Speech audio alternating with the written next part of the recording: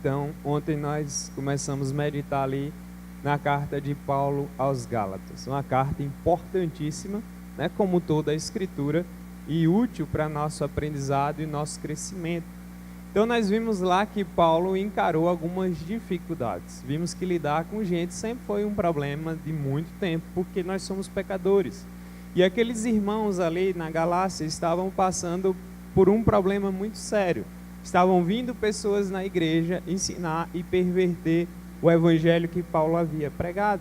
Então não é novidade, e até hoje as coisas se dão dessa forma. O evangelho é pregado, e aí de repente vem aqueles com ideias absolutamente estranhas à palavra, pervertendo o entendimento da igreja. Daí porque é um trabalho árduo pregar a palavra constantemente e relembrar os irmãos daquilo que é mais importante.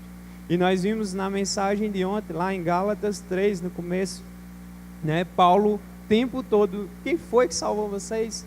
Qual a bênção que vocês receberam? Foi por meio das obras ou foi por meio de Cristo? O tempo todo Paulo está argumentando ali para que aqueles irmãos ficassem atentos ao que era principal. Eles estavam abandonando as verdades muito depressa. Então assim, nós temos dificuldades de nos apegar àquilo que é bom. Nós temos dificuldade de fazer o que é bom, nós temos dificuldade de reter o que é bom nas nossas mentes por causa do pecado. E é por isso que o tempo todo o evangelho tem que ser pregado, tem que ser relembrado, tem que ser mastigado, tem que ser ensinado, tem que ser trabalhado, porque a igreja precisa dele. É fundamental para a existência da igreja o evangelho.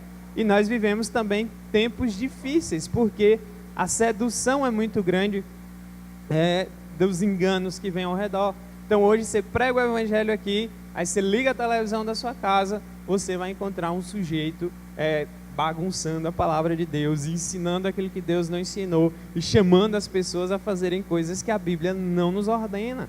E é muito triste isso, e infelizmente muitas vezes a gente mesmo habituado a ouvir a palavra constantemente, ainda cai na lábia dos caras. Por isso que Paulo ficava impressionado, olha, eu botei Cristo na frente de vocês, e vocês ainda assim dão ouvidos a ele, vocês nem ao menos reagiram, vocês nem disseram não, está errado, a palavra que a gente aprendeu é diferente. Não, simplesmente eles deixaram passar e começaram a acreditar, estavam se bagunçando. É por isso que Paulo teve que chegar e puxar a orelha de todo mundo.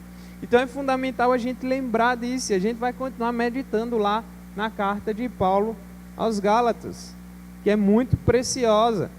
Capítulo 3 ainda, nós vamos continuar a partir do versículo 6. Então Paulo, depois de apelar para a experiência deles e lembrar, olha, lembra aí como foi que vocês foram salvos, lembra aí como foi que vocês receberam o Espírito, lembra aí como foi que vocês foram grandemente abençoados, foi por meio de Cristo, foi por meio desse evangelho que eu preguei. E agora Paulo vai começar a mostrar a experiência de outros usando as Escrituras. Paulo era um homem extremamente conhecedor da palavra, em especial aqui do Antigo Testamento, porque o Novo ainda não estava pronto, e ele vai começar agora a falar de Abraão. Abraão é conhecido como o pai da fé e traz para nós lições preciosíssimas. Então no verso 6 do capítulo 3 de Gálatas, Paulo vai continuar agora usando o exemplo de Abraão, e ele vai dar uma argumentação fantástica, porque aqueles homens queriam voltar às antigas práticas do judaísmo, de guardar a lei, de seguir os mesmos rituais e tal, como se aquilo pudesse complementar a salvação. Paulo vai dizer, não, para ser salvo você não precisa fazer algo, você precisa crer em alguém que é Jesus Cristo. Então não precisa fazer nada, não precisa se esforçar, tem que crer, e é um ato da graça de Deus no nosso coração. Então o verso 6 em diante, ele vai começar a falar de Abraão aí, e diz assim, é o caso de Abraão, que creu em Deus, e isso lhe foi imputado para a justiça. Sabei, pois, que os da fé é que são filhos de Abraão. Ora, tendo a Escritura previsto que Deus justificaria pela fé os gentios, preanunciou o evangelho a Abraão. Em ti serão abençoados todos os povos, de modo que os da fé são abençoados com o crente Abraão. Todos quantos, pois, são das obras da lei, estão debaixo de maldição, porque está escrito, maldito todo aquele que não permanece em todas as coisas escritas no livro da lei, para praticá-las. E é evidente que pela lei ninguém é justificado diante de Deus, porque o justo viverá pela fé. Ora, a lei não procede de fé, mas aquele que observar os seus preceitos, por eles viverá. Cristo nos resgatou da maldição da lei, fazendo-se ele próprio maldição em nosso lugar, porque está escrito: maldito todo aquele que for pendurado em madeiro, para que a bênção de Abraão chegasse aos gentios em Jesus Cristo, a fim de que recebêssemos pela fé o Espírito prometido. É bem interessante a história de Abraão, e é bem interessante a aplicação que Paulo está fazendo aqui. Paulo está usando a palavra para mostrar aqueles homens que mesmo Abraão lá atrás tinha sido salvo e justificado pela fé e não pelas obras. Então eu expliquei ontem que a maioria das religiões, se não todas elas, ensinam que você deve fazer alguma coisa para ser salvo, enquanto o cristianismo diz que não, você precisa crer em Cristo que já fez tudo que você necessita para ser salvo. E isso muda tudo. É uma diferença muito grande do evangelho para qualquer outro ensinamento religioso. E Jesus é incomparável, a verdade de Deus é incomparável. É uma verdade sólida que não tem como competir com ela. E é tremendo. Então Paulo, em outros lugares, ele usa Abraão. Se você ler Romanos 4, por exemplo, Paulo vai usar o mesmo exemplo de Abraão para falar da justificação pela fé. Então, assim, Abraão não era um super-homem, Abraão era pecador igual eu e você, né? Um homem cheio de problemas, e se você ler a história dele, você fica impressionado. Como assim esse cara aí é o pai da fé? Ele foi um desastre em muitas coisas, ele teve problemas, então é bem interessante observar, e Paulo está aqui lembrando dele.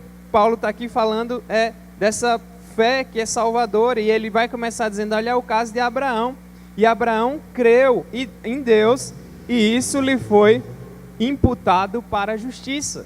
Então ele vai citar Gênesis aqui capítulo 15 para falar de Abraão. Foi porque ele creu, Abraão andou pela fé. E a Bíblia nos chama a andar pela fé, e andar pela fé só Deus nos capacita. Então assim, a gente vive num mundo caído, e muitas vezes a sensação que dá é que Deus nos abandonou. A sensação que dá é que não faz sentido às vezes, e que é difícil, porque tem muitas lutas, muitas dificuldades, problemas no caminho, e a sensação é ruim. Então nós precisamos constantemente sermos animados pela palavra de Deus, olhando esses exemplos, olhando a direção de Deus, o cuidado de Deus no seu povo, para que a gente não desanime, porque o tempo todo nós vamos precisar crescer em Deus, para vivermos também pela fé.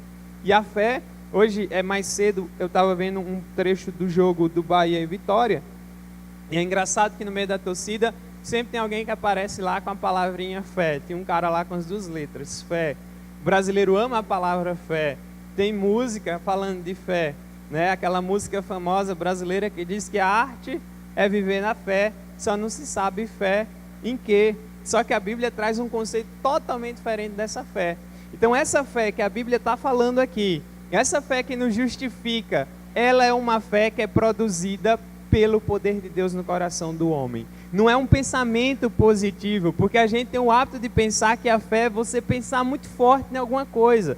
E a gente tem até a expressão, bota fé em fulano, bota fé nisso, né? Porque a gente tem a certeza que aquilo vai funcionar. Mas a fé bíblica não é pensamento positivo, né? Não é isso. Não é eu tenho fé que vai dar certo. Não, a fé é uma coisa sobrenatural. É um dom de Deus, só pode ser produzido por Ele. Só Deus pode converter o homem, só Deus pode fazer o homem crer nele, só Deus pode mostrar que o homem está perdido e precisa de Cristo. Então, é essa fé que a Bíblia fala, e é uma fé que é fortalecida em meio às dificuldades, e é uma fé difícil porque nós gostamos de nos apegar ao que nós vemos, e Deus chama a gente a abrir mão do que nós vemos para acreditar em tudo naquilo que nós não conseguimos enxergar agora. Imagina que coisa louca. Paulo vai dizer que o evangelho é loucura para aqueles que se perdem. Por quê? Está falando de Jesus. Está falando de um homem que morreu há mais de 2000 anos atrás para salvar pecadores, que dizia ser o Filho de Deus e chama a gente a crer nele. E hoje nós não estamos vendo fisicamente, mas nós podemos senti-lo e podemos crer nele, podemos viver por ele. É como se ele estivesse conosco. E isso é muito forte. Então é assustador às vezes. O evangelho chama você para abrir mão do que você pode segurar para aquilo que é invisível e você colocar todas as suas fichas naquilo. E isso para um ser humano é impossível. Nós gostamos do que vemos. Por que que a maioria das religiões tem rituais todos e tem imagens todas que as pessoas querem ver, querem tocar, querem agarrar? E aí vem a palavra e diz, não, vocês vão ser chamados a adorar um Deus que é invisível. Um dia todo olho verá a volta do Senhor, mas esse dia ainda não chegou.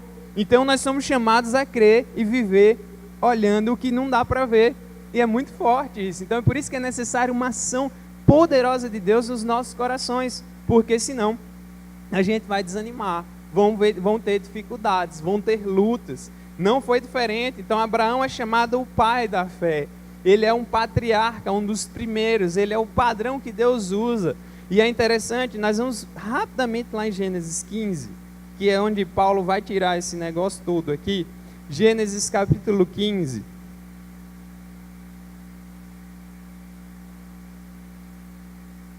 Gênesis 15.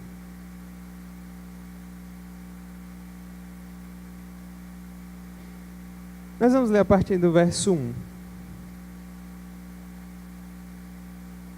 Quando a gente chega em Gênesis 15, um monte de coisa aconteceu na vida de Abraão. Problema de família, ele é chamado para sair da terra dele, sai lá de sua terra. Abraão, ele é natural da cidade de Ur dos Caldeus, uma cidade muito antiga, extremamente idólatra e pagã. O povo estava nem aí para o Deus verdadeiro. Abraão era daquele povo, muito provavelmente vinha de uma família rica, e Deus vai dizer, Abraão, sai daí, vai para a terra que eu vou te mostrar. Abraão larga tudo aí e vai. E Abraão, né, carrega a sua família e segue nesse empreendimento. Tem um sobrinho dele que vai junto, Ló, que já foi uma desobediência, porque Deus não mandou levar ninguém, mas Ló foi e deu trabalho e deu problema. E aí vieram alguns problemas antes da gente chegar no 15, eu só estou dizendo para você se situar. E Abraão desanimou. Abraão diz, moço, não foi fácil não. Abraão, inclusive, vai falhar com Deus. Quando ele está no Egito, Abraão vai omitir com medo. Porque os homens ficaram de olho na mulher dele, que era muito bonita, segundo a Bíblia. E aí então Abraão, com medo de morrer, diz, olha, se eles perguntarem para você, você não vai dizer que é minha mulher. Você vai dizer que é minha irmã. Ela era meia irmã de Abraão. Mas mesmo assim, ele agiu não em Deus, ele agiu carnalmente. E omitiu uma verdade e colocou em perigo um monte de gente. Então assim, Abraão pisou na bola e falhou muito. Era um homem como nós. Talvez a gente na mesma situação ia ficar com medo também. E aí Deus teve que intervir. E aí quando chega no capítulo 15, Abraão estava desanimado. Abraão estava com a sensação que, moço, acho que Deus não está muito satisfeito com o que eu fiz. Aí capítulo 15 aí de Gênesis diz, depois destes acontecimentos que eu falei para vocês agora, veio a palavra do Senhor a Abraão. Aí ele se chamava Abraão, depois ele tem o nome dele mudado para Abraão, numa visão e disse, não temas, Abraão, eu sou teu escudo, teu galardão será sobremodo grande. Deus animando ele. A Bíblia tem 365 não temas aí, espalhados em vários livros, e isso é bem animador, porque nós sempre precisamos ouvir não temas. O barco vai sacudir, mas não temas e confia em Deus. E Deus está dizendo, Abraão, não temas, eu sou teu escudo, eu sou o teu galardão, o seu presente, a sua herança será muito grande. Respondeu Abraão, Senhor Deus, que me haverás de dar se eu continuo sem filhos? E o herdeiro da minha casa é o Damasceno Eliezer. Deus prometeu a Abraão que ele teria um filho, o filho da promessa, que daria continuidade. Só que o tempo estava passando, Abraão estava ficando idoso e ele já não tem como, eu não vou ter filho. Então Deus errou, ou se enganou, ou esqueceu. Desde quando Deus promete a ele até o nascimento de Isaac, vão levar uns 25 anos. Então às vezes a gente pede as coisas a Deus e a gente quer para ontem. Só que nem sempre é assim. Deus tem um tempo fixo para as coisas. E Deus queria trabalhar em cima daquilo que é impossível. Deus esperou Abraão ficar com mais de 100 anos, esperou a esposa dele passar dos 90 para que eles tivessem esse filho tão esperado. Para a medicina, para a ciência moderna, isso é algo impossível. Sabemos, mas para Deus não. E Deus já fez o negócio para ficar bem claro, quem fez isso fui eu, quem agiu fui eu. Então perceba que na história de Abraão, o tempo todo, Deus é quem age de maneira soberana. Não é pela força de Abraão, não. Não é pela capacidade de Abraão, não. É pela misericórdia e graça de Deus o tempo todo. Então ele está aqui dizendo para Deus, mas Deus, como é que eu vou ter um filho? Como assim? Inclusive, aqui na minha casa eu só tenho de herdeiro o meu criado, porque acontecia isso, às vezes ele não tinha filho, então tinha aquele carinha que trabalhava ali para ele e tudo, era como se fosse um filho, e ele diz, o único que eu tenho é esse, não é nem meu, porque eu não tenho. O nome Abraão, o nome Abrão, significa mais ou menos pai de multidões, e aí ficava estranho, você tem aquele homem com esse nome, mas não tinha um filho, e com certeza isso mexia com Abraão, e o povo dizia, moço, seu nome aí, então pode mudar de nome, porque você tem esse nome e não tem filho, cadê? Então isso vai mexendo. Ter um filho nessa época que era uma coisa que mexia muito com a cultura das pessoas. Era algo muito esperado. E aí não era diferente na vida e ele estava desanimado.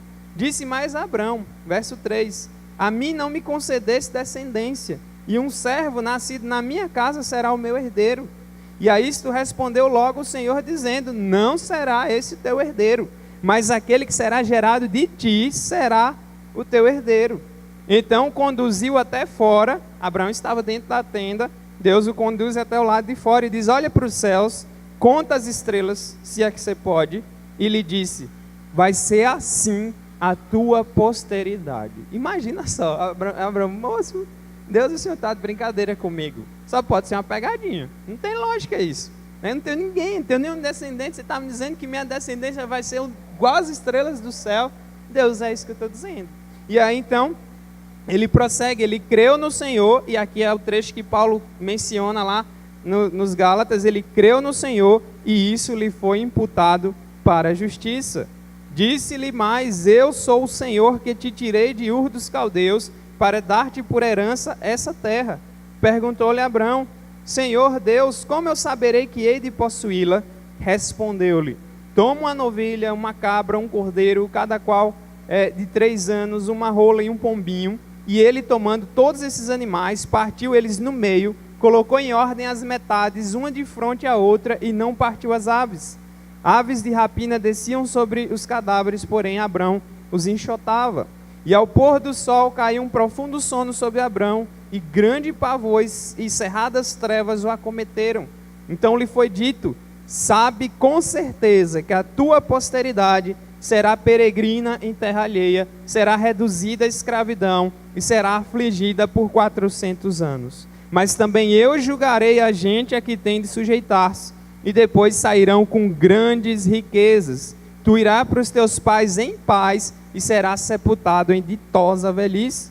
Na 4ª geração tornarão para aqui, porque não se encheu ainda a medida da iniquidade dos amorreus.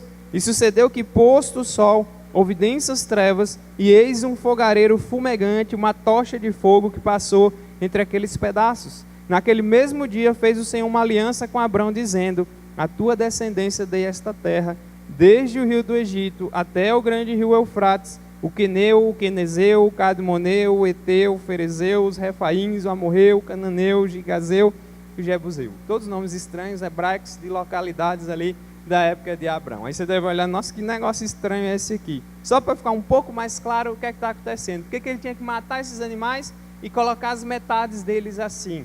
Havia um costume nessa época de você fazer aliança com alguém, você matava um bicho, né, e aí eles passavam entre essas partes, era uma espécie de juramento. Está fechado o nosso contrato, selado com sangue. E aqui é Deus que está fazendo um trato com ele, não é qualquer um, né? Não é um igual, é o Deus soberano e verdadeiro. Então você vê que é Deus que cumpre a coisa toda. Deus botou Abrão para dormir, cumpriu o trato e selou do mesmo jeito que era o costume da época, para ficar claro, eu vou abençoar você grandemente. Você vai ser pai de grandes nações, vai ter um povo que vai sair de você, esse povo vai ser escravo no Egito, vai ser peregrino em terra alheia, né? E Deus começa a contar a história antes de acontecer. Deus conhece o futuro antes de surgir, Deus criou todas as coisas, não há nada que fuja do controle dele, e é muito interessante isso. Então, a descendência de Abraão até hoje se espalhou pela terra. E aí então, nós somos descendentes de Abraão pela fé. Todos aqueles que creem em Jesus Cristo como Salvador das suas vidas é um descendente de Abraão, espiritualmente falando. Talvez alguns de nós carreguem no sangue, no DNA, alguns traços ainda do povo hebreu, porque o povo nordestino, há muito tempo, com a colonização do nosso país, alguns judeus vieram para cá, fugidos da perseguição na Europa, e talvez muitos de nós temos um ascendente judeus e nem sabemos. Só dá para saber exatamente a partir da história da nossa família e também do exame mais preciso de DNA. Mas esse povo que saiu de Abraão espalhou pelo mundo todo. Quando você liga o jornal e vê aquela guerra acontecendo entre árabes e israelenses, tudo é fruto dos pepinos da vida de Abraão lá atrás. Tanto o povo árabe quanto o povo de Israel são descendentes deles, cada um de um dos seus filhos, né? Então, a palavra de Deus ela é muito precisa na história por ela ser verdadeira. Ela não é uma invenção, não foi algo que saiu da imaginação de alguém, é a condução do Deus soberano na história. Uma coisa bate com a outra.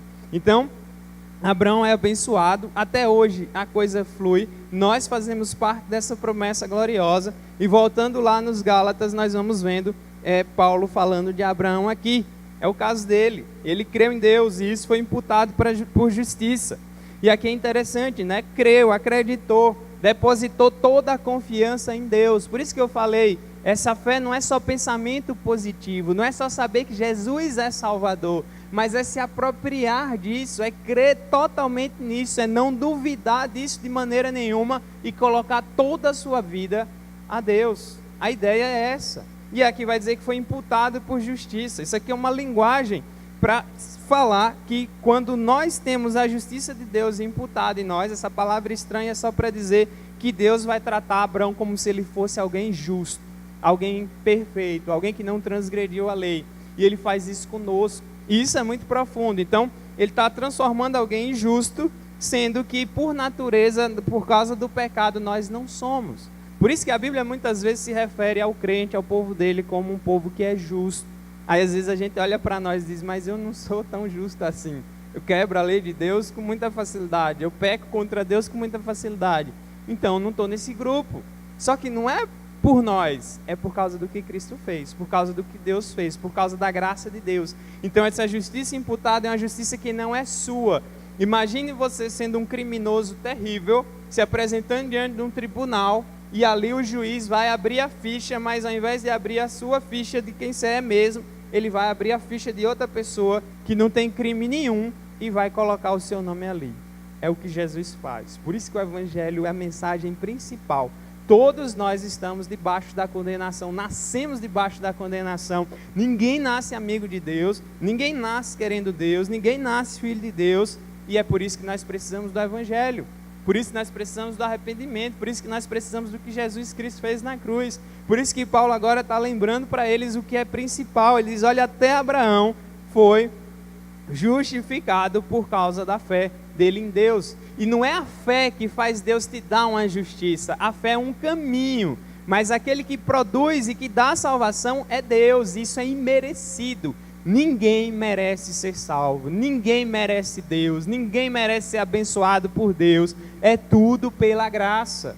Porque a Bíblia é clara em dizer que se você quer viver, a gente tinha que viver pela lei de Deus, mas nós a transgredimos. Todos nós aqui, diante da lei, somos culpados. Paulo fala isso lá em Romanos. Olha, a lei não é ruim não, mas ela revela que a gente é ruim. Então, quando você vai para a lei e vai olhar lá, de repente você percebe que você está em falta. De repente você percebe que você descumpriu. E aí você não vai conseguir cumprir a lei de Deus pelas suas forças. A lei serve para deixar claro, todos nós somos culpados diante de Deus. Não há nenhum justo sequer. Por isso que a gente precisa da obra de Jesus Cristo. E aí ele vai seguindo, verso 7, sabei, pois, que os da fé, aqueles que creem, essa fé verdadeira, produzida por Deus, é que são filhos de Abraão. Então não depende só de você nascer um judeu, mas se você crê em Jesus, você se torna um filho de Abraão pela fé. Deus cumpriu a promessa dele com Abraão, a terra prometida, o povo que passou por lá, as demais pessoas que chegaram até hoje. Jesus nasceu por meio desse povo, abençoou todas as nações como ele prometeu para Abraão, e hoje nós estamos aqui pregando a palavra milênios depois, falando desse assunto. É tremendo ver que Deus não falha nas suas promessas. E ele vai dizendo, aqueles que são da fé, que são filhos de Abraão. Então não acho que vocês são melhores ou são filhos de Abraão porque vocês nasceram judeus, porque tinha um grupo que se achava melhor do que os outros. Nós nascemos da linhagem de Abraão, por isso nós somos melhores do que vocês. E aí Jesus já vinha falando disso há muito tempo. E aí vem Paulo e vem a palavra não. Se vocês não crerem em Deus, se vocês não crerem como Abraão, vocês são estranhos no meio do povo de Deus. Então ele prossegue aí o verso 8, ora, tendo a Escritura previsto que Deus justificaria pela fé os gentios, pré-anunciou o Evangelho a Abraão, em ti serão abençoados todos os povos. É isso que o Evangelho oferece. Abençoa todos os povos. Nós estamos em Gentil do Ouro, a milhares de quilômetros de distância de onde isso aconteceu, falando disso, pregando esse Evangelho, ouvindo esse Evangelho. É tremendo a ação de Deus na história. Então Deus não estava só para abençoar o povo judeu, começou por eles, mas espalhou para todas as nações. Quando Jesus Cristo juntar os seus no dia final, vai ter gente de tudo quanto é cultura, de tudo quanto é país, de tudo quanto é língua e nação. Isso é tremendo. E aí esse povo vai se unir debaixo de um único soberano, e isso é algo glorioso. É uma promessa das Escrituras. E aí ele vai dizendo, Deus já tinha previsto, o Evangelho já estava lá, vamos dizer, pronto no tempo de Abraão, escondido ainda, desenvolvendo ainda, porque Deus já tinha tudo traçado, tudo preparado, já tinha um roteiro pronto. Esse é o Deus das Escrituras, nada foge do seu controle. Então, a esperança está nisso aqui, e todos os povos são abençoados, todos os povos têm sido abençoados por meio da palavra. Nós devemos pregar a palavra, orar por aqueles que estão pregando a palavra, devemos ajudar aqueles que estão espalhados pelo mundo pregando essa mesma palavra. Então Paulo faz questão de deixar claro o que é o Evangelho e o poder que ele tem, e ele vai falar aqui várias vezes os da fé são os crentes de verdade, os que creem em Cristo, os que foram justificados por Cristo. E aí ele vai prosseguindo aí o verso 9, de modo que os da fé são abençoados com o crente Abraão. Então isso aqui é bem interessante. Abraão é como se nós fôssemos descendentes dele, somos abençoados com ele, somos abençoados com a mesma fé dele, porque é o mesmo Deus nosso, né? O Deus de Abraão também é o mesmo Deus nosso. O Deus de Abraão é o Deus e Pai do Senhor Jesus Cristo. Então é tremendo ver essas verdades. Ele vai dizer que são abençoados, e aí no verso 10 ele já vai falar do outro grupo. Todos quantos, pois, são das obras da lei, estão debaixo da maldição, porque está escrito, maldito todo aquele que não permanece em todas as coisas escritas no livro da lei para praticá-las. O mundo é dividido em dois grupos de pessoas, pecadores salvos por Cristo, pecadores ainda perdidos sem Cristo. Essa é a divisão principal do mundo. Isso é bem interessante. Então, um pregador antigo falava que a morte é mais ou menos assim. Até chegar na nossa morte, o caminho é reto. Você segue direto para a morte. Eu e você estamos morrendo a cada dia, porque os nossos corpos estão sofrendo a ação do tempo e da natureza. E estamos encaminhando para ela. Ela pode ser rápida, pode ser demorada, podemos viver muito, podemos viver pouco, mas a reta aqui para todo mundo é igual agora. Mas quando chegar depois daí, o caminho vai fazer assim. Quem é de Deus vai para um lado, quem não é vai para o outro lado. E aí muda tudo. Por isso que o Evangelho tem que ser pregado ainda nesse caminho aqui em linha reta. Porque depois que bifurcar o caminho, ai daquele que for achado sem Cristo. Ai daquele que negligenciar ou não der ouvidos a essa maravilhosa esperança que a palavra traz. Então, Paulo está aqui já mostrando, tem os da fé, e tem aqueles que são, os da fé são abençoados, como Abraão, com o crente Abraão, e os que estão debaixo das obras da lei, estão debaixo de maldição, estão amaldiçoados, porque não conseguem cumprir a lei. E esses homens achavam que, além de Cristo, eles tinham que cumprir a lei para poder ganhar a salvação. E é por isso que eu falei, olha, você não pode fazer nada para se salvar. Nenhum homem pode comprar a salvação da sua alma, nenhum homem pode se salvar. Isso é impossível. Exemplos simples do dia a dia nos mostram isso. Tipo, se você estiver se afogando, você não pode se salvar. Ou tem que ter alguém que saiba nadar, tem que ter alguém com algum instrumento para te tirar de lá. Se você estiver afundando na areia movediça, você não pode se puxar de lá. Tem que ter alguém para jogar uma corda, tem que ter alguém para usar uma varinha e te puxar de lá. Então, não podemos nos salvar se nas coisas simples da vida não dá. Imagina a nossa própria alma. Então, nada que você fizer vai te dar um lugar no céu. Nada que você fizer vai ganhar o favor de Deus, porque todos nós, eu inclusive, todos nós aqui, somos pecadores. nascemos debaixo da maldição, porque não cumprimos a lei do nosso Deus, a qual nós somos criados para viver para Ele. Então, por isso que Paulo cita ainda aqui as Escrituras, dizendo: maldito todo aquele que não permanece em todas as coisas escritas no livro da lei para praticá-las. Então, uma pessoa só conseguiria ganhar salvação por suas próprias forças se você conseguisse cumprir toda a lei de Deus sem errar em nada. Quem consegue? E aí veio Jesus explicando a lei, aí é que o negócio ficou mais claro que não dava. Jesus, o primeiro e os principais mandamentos: amar a Deus acima de tudo. Quantas vezes nós colocamos Deus em último lugar na nossa vida?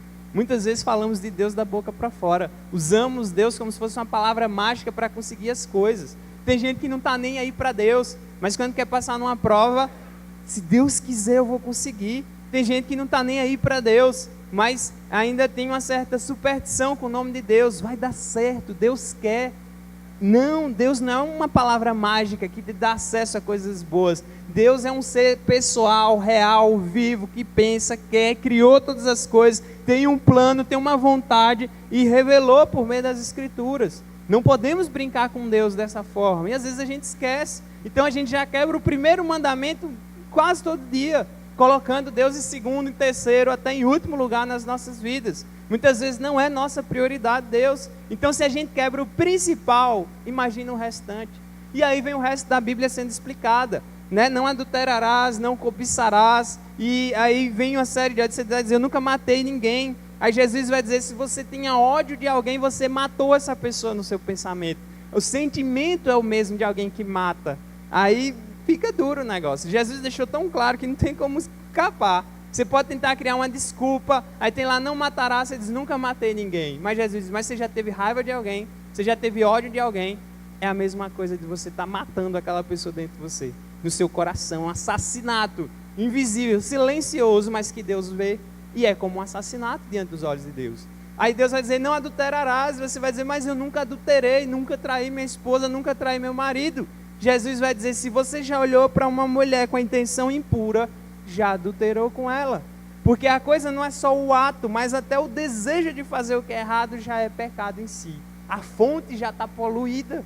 E aí você diz: então, diante disso ninguém escapa. Ninguém escapa. Por isso que a gente precisa do Evangelho. Por isso que a gente precisa de Cristo. Por isso que a gente precisa da esperança. Por isso que a gente precisa crer em Cristo, que é melhor do que tentar fazer pela nossa força, porque não vai dar certo. Não adianta. Então, nenhum homem na face da terra é capaz de cumprir a lei do Senhor como Deus quer. Se fosse, não precisava de Jesus. Se fosse capaz, se você pudesse se salvar, Jesus foi um grande tolo. Perdeu o tempo dele, né? Veio fazer nada. Então é horrível isso, né? Eu me lembro que uma vez eu ganhei nota 10 na redação do colégio. Eu não era crente na época, porque eu gostava muito do assunto do fim do mundo. E eu me lembro que eu escrevi dizendo que Jesus voltava, e ali naquele dia aparecia um homem que era muito bom no meio da humanidade, dizia: Jesus, dê uns 3 meses para a gente se consertar e o Senhor volta de novo. E aí Jesus: tá bom, fechado o acordo. 3 meses depois, Jesus volta, todo mundo de boas, e o mundo segue legal. Ó, que massa. Para ganhar 10 na redação, valeu, mas na vida real, não. A Bíblia vai mostrar que não existe essa segunda chance. Você precisa de Cristo para isso. Não tem nenhum homem bonzinho que poderia se levantar e dizer: dá uma chance para nós. Não tem. Todos nós merecemos a condenação. O único homem justo, perfeito, que pisou no chão dessa terra foi o próprio Senhor Jesus Cristo. O único que cumpriu a lei toda, o único que satisfez as exigências de Deus toda, o único que nunca falhou em absolutamente nada, e é o único que é digno das bênçãos de Deus. Por isso que sem Ele, nós nada podemos fazer. Fora dele não tem salvação para ninguém. Ele conseguiu, e Ele fez de propósito para que por meio dele nós pudéssemos ser salvos. Então há 2 classes de pessoas no mundo: que são abençoados por crerem, né, com o crente Abraão, creem em Jesus hoje, esperam em Jesus hoje, e aqueles que são amaldiçoados, que ainda tentam pela sua própria força ganhar a salvação ou fazer alguma coisa para ser salvo. A maior parte das religiões, a maior parte das pessoas: eu sou um bom cidadão, pago meus impostos, nunca fiz mal a ninguém, meu lugar no céu está garantido. É engraçado, ninguém quer conta com Deus, mas todo mundo quer ir para o céu. É engraçado que até um ateu se ofende se você disser que ele vai para o inferno, e olha que ele não acredita em nada. Isso é bem estranho. Então o cara diz, eu não acredito em Deus, mas se você disser a ele, olha, se você morrer assim, você vai para o inferno, ele vai ficar com raiva de você. Isso é muito estranho na minha cabeça, mas enfim, tem pessoas que são assim, porque é algo ruim, ninguém quer ir para lá. Todo mundo quer ir para o céu, mas ninguém quer Deus, ninguém quer amar Deus, ninguém quer entregar a vida a Deus, ninguém quer se dedicar a Deus. Não, simplesmente eu quero viver minha vida do meu jeito, chegar no final, Deus dizer, venha meu filho, você é tão gente boa que eu vou te dar uma chance. Não vai ser assim, não vai ser de jeito nenhum. Por isso que o evangelho tem que ser pregado enquanto nós estamos respirando, enquanto nossos corações ainda estão batendo. E é graça de Deus ouvir a palavra, porque vai chegar o dia que você não vai ter quem pregue para você. Vai chegar o dia que você não vai encontrar mais uma igreja com as portas abertas para se ouvir a palavra. Vai chegar o dia que não vai ter mais como voltar atrás, porque já será tarde demais. Hernandes Dias Lopes usa uma expressão que eu acho fantástica. O que é o inferno? O inferno é o final de uma vida sem Deus. Só miséria eternamente. Então, meu desejo é que ninguém aqui vá para lá. Mas Deus conhece sua vida, conhece seu coração, conhece em quem você crê. E a minha missão aqui é chamar sua atenção para essa verdade que não pertence a mim, nem apenas a essa igreja, mas é a verdade de Deus revelada nas Escrituras e tem uma autoridade acima de tudo e todos. Então Deus está dizendo que é assim, Deus é sério nos seus caminhos, Deus não se deixa zombar, e é por isso que Ele está dizendo, né? Vem para mim, é melhor você ser abençoado, mesmo passando algumas dificuldades ainda aqui nessa peregrinação, do que você ser amaldiçoado e ficar aí tentando ganhar salvação, a atenção de Deus por suas obras, por sua religiosidade vazia, não serve para nada. Então é muito forte isso, por isso que o evangelho ele choca mesmo, e sacode um pouco a gente, para a gente ver que a vida é um pouco mais séria, né? E aí então, ele vai prosseguir aí no verso 11, e é evidente que pela lei ninguém é justificado diante de Deus, e agora ele vai citar o profeta Abacuque, o justo viverá pela fé, né? Se a gente abrir em Abacuque rapidinho aí, capítulo 2, Abacuque é um dos profetas menores, e eu sei que você vai demorar um pouco mais folheando sua Bíblia para encontrar ele. Abacuque capítulo 2. Abacuque está aí depois de Naum. Aí você vai dizer, eu não sei nem onde está Naum. Ele está antes de Sofonias também. Abacuque capítulo 2. Eu quero ler a partir do verso 4. E ele diz: eis o soberbo, sua alma não é reta nele, mas o justo viverá pela fé. Abacuque é um cara interessante, tem tudo a ver com viver pela fé, porque ele está aqui no meio de um tempo que está tudo dando errado, igual o nosso. Abacuque está dizendo, Deus, cadê o Senhor? O povo está se destruindo todo, e o Senhor não vai fazer nada. A violência por todo lado, a corrupção por todo lado, e cadê Deus? Não sei se você já se perguntou, mas às vezes dá essa sensação. Se você ler o capítulo 1 de Abacuque, volta só um pouquinho aí, logo nos primeiros versículos do capítulo 1, vai dizer, sentença revelada ao profeta Abacuque, até quando, Senhor, clamarei eu, e tu não me escutarás? Gritar-te-ei violência, e não salvarás? Porque me mostras a iniquidade, e me fazes ver a opressão? Pois a destruição e a violência estão diante de mim, a contendas e litígios se suscita. Por esta causa a lei se afrouxa, a justiça nunca se manifesta, porque o perverso cerca o justo e a justiça é torcida. Parece que Abacuque está falando do Brasil, mas não está. Abacuque está há muito tempo atrás e nós estamos vivendo os mesmos problemas. E Abacuque está dizendo, Senhor, até quando vai ser assim? Até quando eles vão roubar tudo? Até quando a justiça vai ser pervertida? Até quando as pessoas vão continuar se matando? Até quando tanta miséria no mundo? Abacuque está indignado. É um cara que tem um anseio humano de dizer, moço, está tudo errado. Então, é interessante ver que ele vai interceder aqui diante do povo. Deus vai responder ele, mas ao mesmo tempo não. E o que eu acho fantástico de Deus é que Deus está dizendo, eu não devo satisfações para ninguém. Quando Deus te diz alguma coisa para ficar mais claro, é pura graça da parte dele. Mas nem tudo que a gente quer saber, Deus responde. Ele faz isso com Jó. Jó estava lá indignado com o sofrimento, e aí começa a dizer e tal, aí Deus, espera ainda Jó, Tu quer fazer pergunta? Eu vou lhe ensinar como é que faz pergunta. E aí Deus bota Jó aqui de frente e começa a dizer: tu estava onde quando eu criei tudo? Onde é que você estava quando eu coloquei cada animal no lugar, cada estrela no céu, sustentei o universo, planejei tudo? Você estava... Quem é você para estar dizendo alguma coisa diante de mim? Fantástico isso. Um Deus que é soberano. Então, às vezes a gente quer saber muita coisa, mas Deus vai dizer: não é o momento, não vai saber, não vou dizer o que você precisa saber. Deixei bem claro na minha palavra, deixei bem claro por meio dos meus servos. Então viva crendo nisso, confie nisso, porque eu sei o que eu estou fazendo. E aí Lutero, grande pregador do passado, grande teólogo do passado, vai dizer assim: não sei por quais caminhos Deus irá me conduzir, mas eu conheço muito bem o meu guia. Deus não vai te explicar tudo, Deus não vai te explicar por que você está passando por tal coisa, Deus talvez não vai te explicar por que aconteceu tal coisa na sua vida, ou por que não tem dado certo determinadas coisas. Às vezes Ele não vai explicar, Ele só quer que você confie nele, creia nele, viva para Ele. No final as coisas vão ficar muito claras. E aí é viver pela fé. Por isso que Abacuque tem tudo a ver com isso. Então, quando Abacuque vai interceder, é interessante que Deus vai responder ele, mas responde não do jeito que ele queria, né? E aí então, o capítulo 2 vai mostrar a resposta de Deus: por-me-ei na minha torre de vigia, me colocarei sobre a fortaleza, vigiarei para ver o que Deus me dirá e que resposta eu terei à minha queixa. Abacuque mandou a queixa dele para Deus e está esperando a resposta. E o Senhor me respondeu e disse, verso 2 do 2 aí de Abacuque: escreve a visão, grava sobre tábuas para que a possa ler até quem passa correndo. Porque a visão ainda está para cumprir-se no tempo determinado. Mas se apressa para o fim, não falhará. Se tardar, espera, porque certamente virá, não tardará. Eis o soberbo, sua alma não é reta. E aí é onde a gente encontra o versículo que Paulo está citando: mas o justo viverá pela sua fé.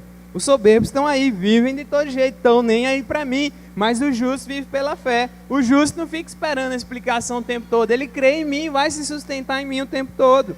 Assim como o vinho é enganoso, tampouco permanece o arrogante, cuja ganância a boca se escancara como sepulcro, e é como a morte, que não se farta. Ele ajunta para si todas as nações e congrega os povos. Aí vai vir os ais. Quando Deus tinha esses ais, aí é dizendo: ai de vocês se continuarem assim, ai daqueles que fazem tal coisa, porque vão ser punidos. E aí ele vai mostrando uma série de punições aí, né? E não responde Abacuque, né? Interessante, não dá uma resposta. E Abacuque continua no vácuo.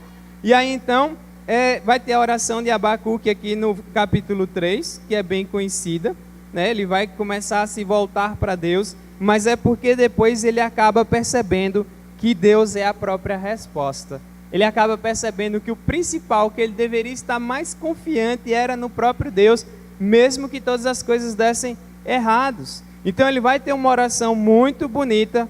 E aí então, quando a gente chega no verso 17 do capítulo 3 de Abacuque, o livro dele é fechado de uma maneira extraordinária, onde diz assim, e aqui mostra muito o que é viver pela fé.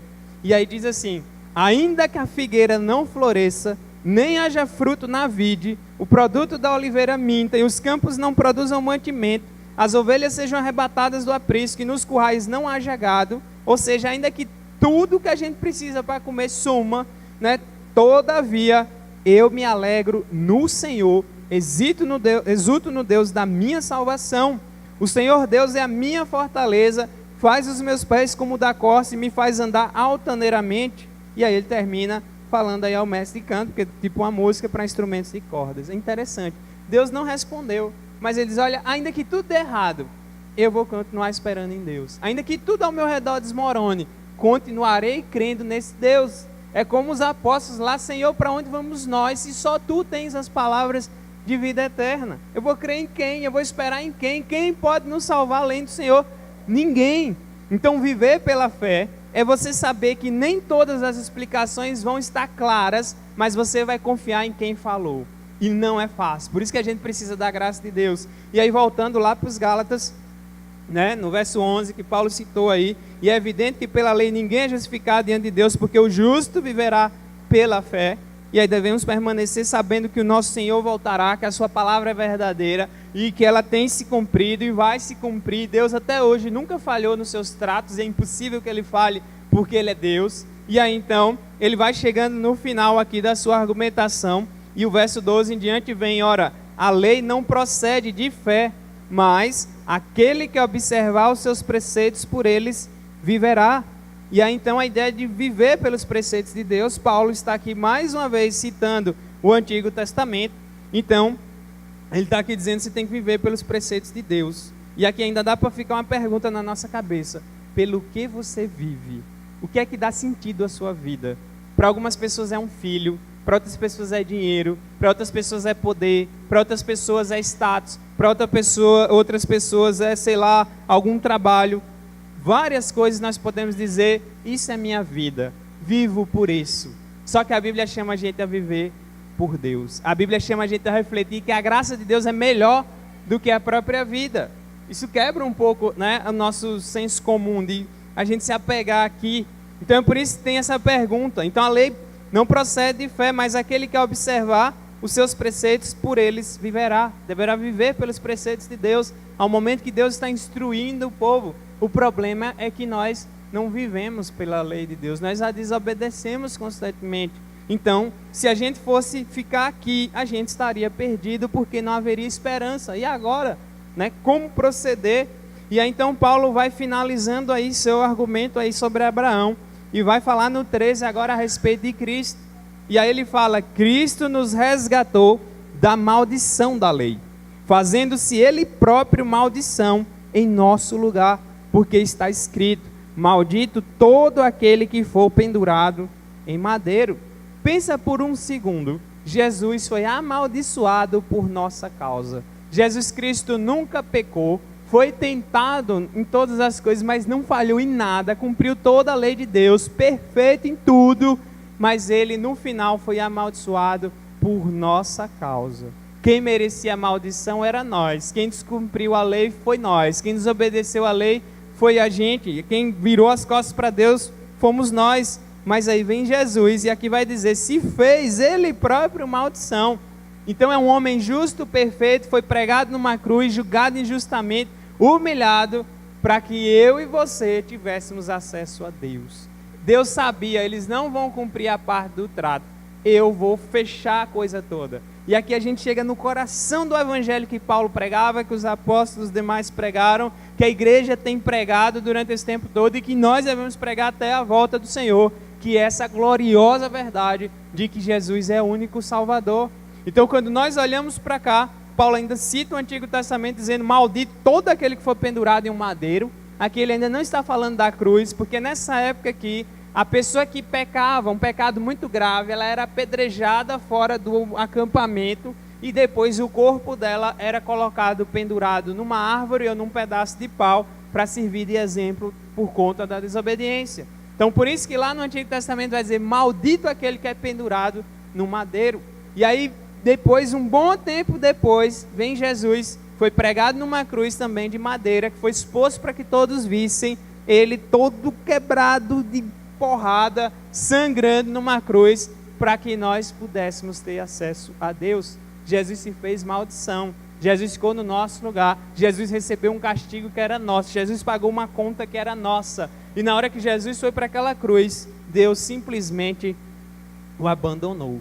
E aí talvez você: nossa, eu nunca ouvi falar nisso. Jesus não perdeu o amor do seu Pai, porque é eterno, perfeito, e isso não muda. Mas nesse momento, se fazendo maldição, Jesus recebeu toda a ira de Deus sobre ele. Quem era para estar lá era eu e você. Quem é para pagar esse negócio aqui somos nós. Essa conta é nossa, é uma dívida que é impagável.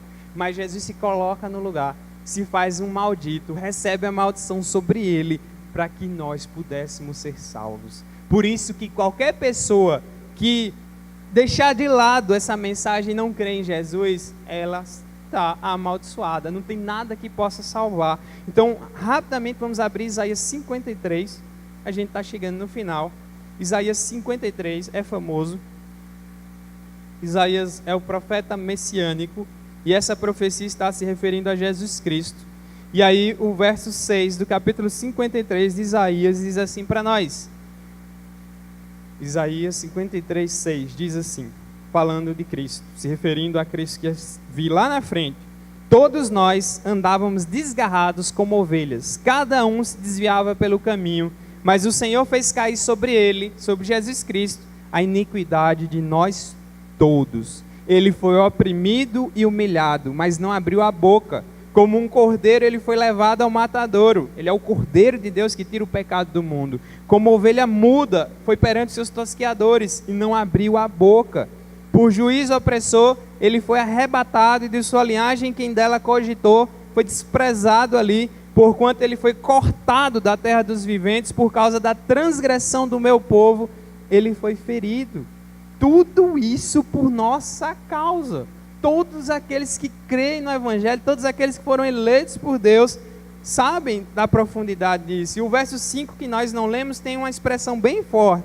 Mas ele, Jesus, foi traspassado pelas nossas transgressões, moído pelas nossas iniquidades. O castigo que nos traz a paz estava sobre ele, e pelas suas pisaduras nós fomos sarados. Eu já vi um monte de pregador de televisão da teologia da prosperidade usando esse versículo para dizer que crente não adoece. Jesus levou sobre si as nossas enfermidades. Mas aqui não são doenças, aqui são pecados. A nossa miséria foi jogada em Cristo para que nós fôssemos salvos. Então você pode dizer, nossa, eu já fiz tanta coisa ruim na minha vida, acho que Deus não vai me querer. Deus é glorioso, é gracioso. Imagina o tamanho desse presente gracioso e que a gente despreza, a gente trata de todo jeito, a gente finge que não é conosco, e a gente simplesmente olha e finge que não serve para nada. Por isso que Paulo vai dizer, Gálatas, vocês estão doidos de negligenciar, vocês estão malucos de trocarem o sacrifício da cruz por essas obras, que não vão salvar e não vai servir. Vocês perderam o juízo por causa disso. Então, por isso, voltando lá nos Gálatas, que nós vemos a grandiosidade do sacrifício de Jesus. E aí é por isso que ele vai dizer que Jesus se fez maldição no nosso lugar. O castigo que nos traz a paz. A cruz é uma coisa horrível. Mas hoje, quando nós olhamos para o símbolo da cruz, é para lembrar que nela, Jesus Cristo comprou a nossa liberdade. Nela, Jesus Cristo recebeu a nossa maldição. Nela, Jesus Cristo se fez o pior dos pecadores por nossa causa. E nós não merecemos, como diz o nosso ditado popular, não valemos nem um joá. E ele deu o maior presente de todos. Isso aí é algo que nossa mente não vai ser capaz de compreender, a profundidade do amor de Deus, que é muito grande. Imagina, acredito, ninguém aqui tem coragem de morrer por um inimigo. Ninguém aqui tem coragem de dar a vida por um assassino, por uma prostituta, por uma pessoa que a gente considera gente ruim. Tenho certeza que ninguém aqui tem coragem. Mas Jesus fez isso. E não foi só por um ou outro, não. Foi por milhares de prostitutas, de assassinos, de adúlteros, de orgulhosos, de invejosos, de fofoqueiros, de todo tipo de pecado que se possa imaginar. E nós estamos aí nessa lista. Então, é tremendo isso, E aí você diz, eu não vou me salvar, mas em Jesus você pode. Então, fechando aí para a gente acabar, vem o verso 14, E tem como a gente fugir dessa maldição. E aí vem para a finalidade desse sacrifício todo, para que a bênção de Abraão chegasse aos gentios, todos nós, em Jesus Cristo, a fim de que recebêssemos pela fé o Espírito prometido. É pela fé que nós somos salvos. É pela fé que nós podemos ter acesso a Deus, e a fé em Jesus Cristo. Não é uma fé, não é um pensamento positivo, é crer com todo o seu coração nesse sacrifício, nessa obra. É desistir de se salvar e confiar em Deus. É desistir de buscar por suas próprias forças, se render e dizer, Senhor, seja feita a tua vontade. O Senhor é quem manda. Então, é tremendo como Paulo fecha essa sessão aqui, para que essa bênção chegasse até nós. E aí vai dizer em quem? Em Jesus Cristo. Então Jesus recebeu a maldição que eu e você merecíamos, para que nós recebêssemos a bênção que ele merecia. Imagina que troca, que só um Deus maravilhoso poderia fazer. Trocou bênção por maldição. Assumiu a maldição no nosso lugar, para que nós fôssemos abençoados. E aí fica como o autor de Hebreus fala lá, como escaparemos nós se negligenciarmos tão grande salvação? Não tenho o que dizer. Se você disser não para o Evangelho, sinto muito, nada mais pode resolver sua vida, nada mais pode te acertar com Deus, nada mais pode te salvar. E por isso todos nós precisamos correr para Cristo, precisamos louvá-lo, porque não há nada maior do que isso aqui. É um grande presente dado a pessoas que não mereciam. Essa é a verdade do Evangelho, esse é o Evangelho das Escrituras. O Evangelho que começa mostrando a nossa miséria e termina mostrando a glória de Cristo, que é a única saída que nós temos. Então, ou é Jesus ou é nada. Ou você está com Ele ou você está sem Ele. Ou você crê nele ou você permanece perdido. Ou você é abençoado por Ele, como nós acabamos de ver. Ou você permanece debaixo da maldição de Deus. E ai daqueles que forem encontrados sem Cristo no dia final. Por isso, creia. O que é que você precisa fazer para ser salvo? Creia em Jesus Cristo e você será salvo.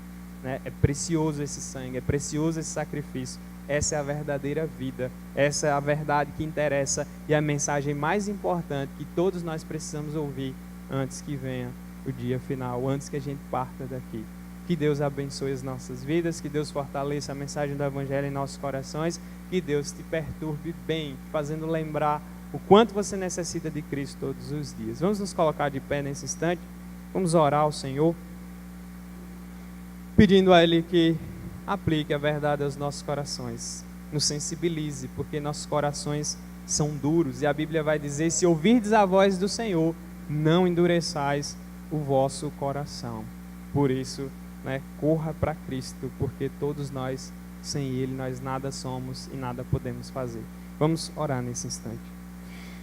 Ó Deus bendito, Pai amado, nós te louvamos, Senhor, e agradecidos por saber que há esperança, mesmo em meio a tanta miséria.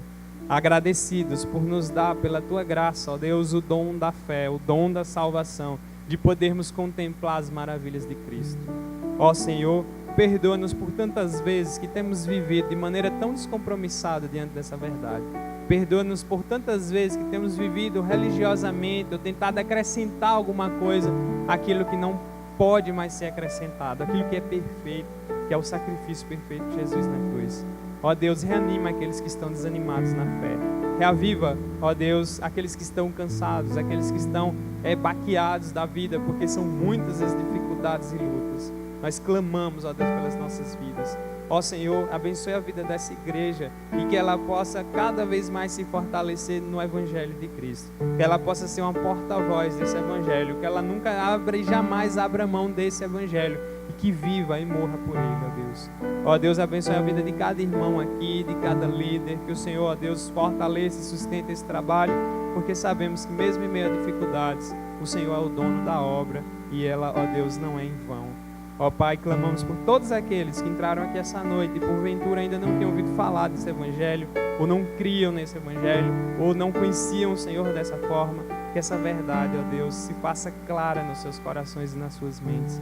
Que eles sejam convencidos do pecado, da justiça e do juízo e corram para Cristo quanto antes. Se reconciliem com o Senhor por meio de Cristo. Que sejam justificados, ó Deus, pela fé em Cristo. Nós clamamos por todas essas vidas. Agradecemos a Deus pelos momentos que o Senhor nos proporcionou aqui. Agradecemos sobretudo pela glória da Tua própria palavra, que é a única, ó Deus, que pode nos fazer sábios para a salvação. Por isso, ó Deus, nós somos gratos por aquilo que o Senhor já tem revelado a nós. Somos gratos por aquilo que o Senhor já tem feito em nosso meio, por aquilo que o Senhor ainda vai fazer. E é na Tua esperança, ó Deus, que nós oramos agradecidos por meio de Cristo Jesus. Amém.